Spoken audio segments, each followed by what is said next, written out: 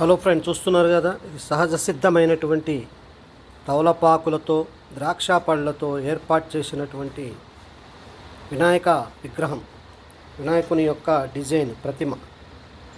నిజంగా వినాయకుడికి ఈ విధంగానే తయారు చేసి ఈ విధంగానే పూజిస్తే వినాయకుడు కూడా చాలా సంతోషిస్తారు.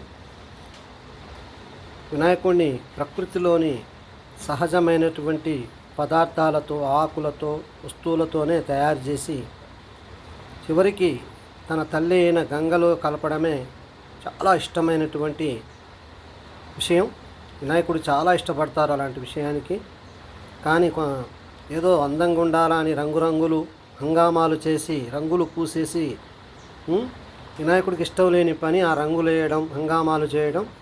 సింపుల్గా నేచురల్గా ఉన్నటువంటి వస్తువులతోనే వినాయకుడిని తయారు చేసి గంగలో కలపడం అనేదే సరైనటువంటి భక్తులు చేసే పని.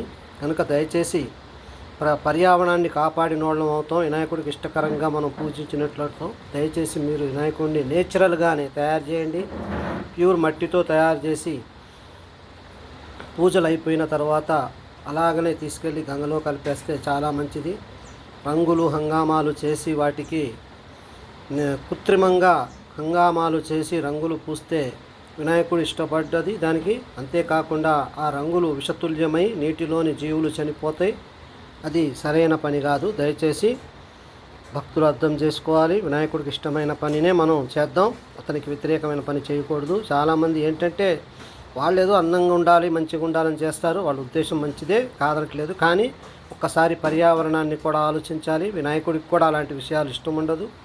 వినాయకుడు కూడా నేచురల్ అయినటువంటి పదార్థాలతో తయారయ్యి తన తల్లి ప్రకృతి ఒడిలోకి వెళ్ళిపోవాలని ఇష్టపడతారు వినాయకుడు కూడా.